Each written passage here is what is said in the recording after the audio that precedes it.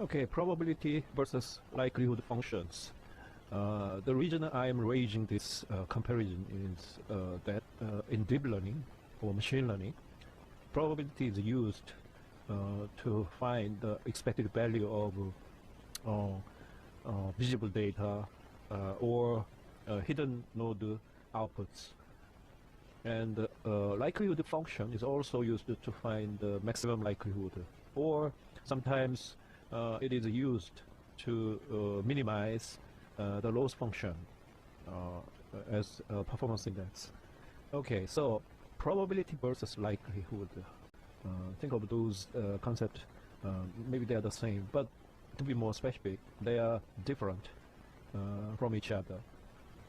Okay, probability is to find the estimated chance of observed data samples given distribution. Let's say we have some distribution function, probability density function, small fx, mu x, sigma x squared. Well, let's say we have some Gaussian random samples coming in. Then here you can define a conditional distribution. Likewise, we will discuss about conditional likelihood function in order to compare between those two concepts. So probability is actually P. We have observed data, and observed data set is an event that actually involved in this data samples. So P event given our distribution. So probability of some observed data coming in given the density function, small fx, mu, sigma, for example. So definition of this conditional probability is P, curly bracket x1, x2, etc. up to xn. Those are data samples, observed data samples. What is the probability of that observed data samples given the density function, which is Gaussian in this case? Or maybe it's not Gaussian, but sometimes it is much more convenient and simple to use this Gaussian random variables. So the capital X is the observed data set, so to speak. And what is likelihood? Likelihood is to find the estimated distribution of parameters given observed data samples. So likelihood is defined as L function, L. We need to find the small fx, mu, comma, sigma. In this case, it's Gaussian. That's function. Given observed data, we observed those data samples, which is given. And what is the distribution? So that's the likelihood function. So our definition is capital L. Our density functions, small fx, mu x, which is the mean, and sigma x squared, the variance, given the observed data samples from x1. If we take a look at the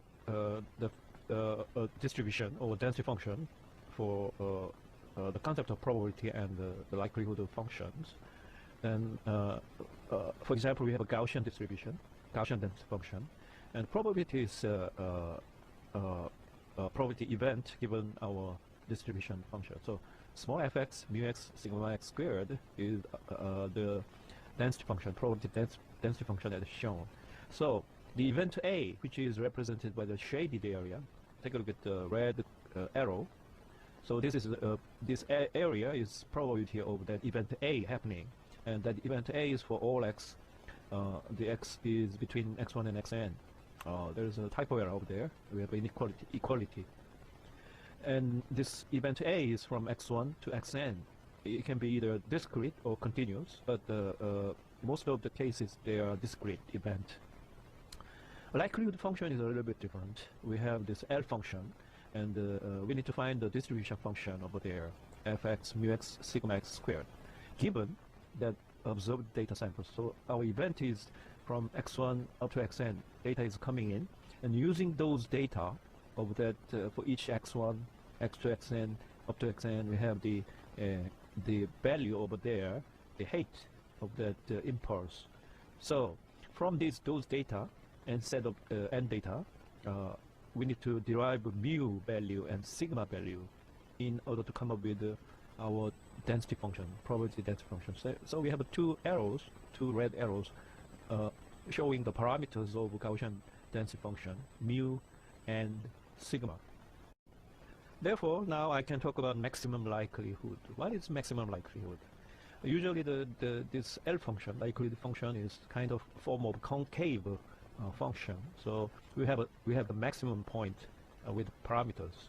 So with the mu value and sigma value, that likelihood function will give you the maximum value with when you choose appropriate mu and sigma value. So given the observed data samples from x1 to xn, you compute this likelihood function, which you assume that it is Gaussian.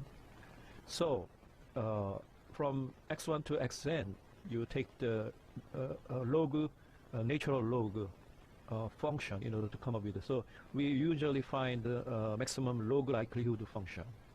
Okay, why? Because it's computationally it's much more easier. Instead of using exponential to the power of some quadratic equation, it's better to use log exponential function, so make the equations more simpler. So for each sample, you have this Gaussian overlapped with each other.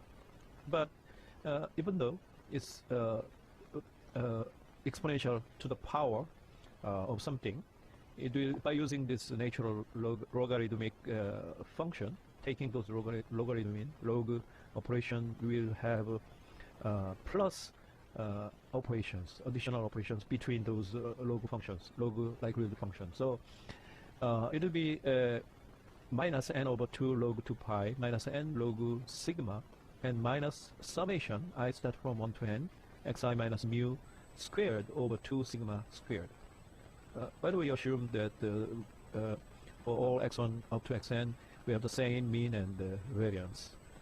So if you differentiate with respect to mu and differentiate this log L with respect to sigma and equate both equations to 0, then you will get the in 2 dimensions you will get the maximum value. So this is maximum log likelihood function values. In order to find those values at parameters mu and the sigma, some mu star and sigma star values will satisfy that del log L del mu equals to 0 and del log L del log sigma equals to 0. So in rearranging the equation, the mu value will be 1 over n summation I start from 1 to n xi, which is the mean value, classical computation of mean value, and sigma square is 1 over n summation I start from 1 to n xi minus mu is the mean and squared. So this is the same classical definition of variance. So now you can find these parameters of the Gaussian density function. That's how you find this maximum log likelihood function and those parameters. Okay.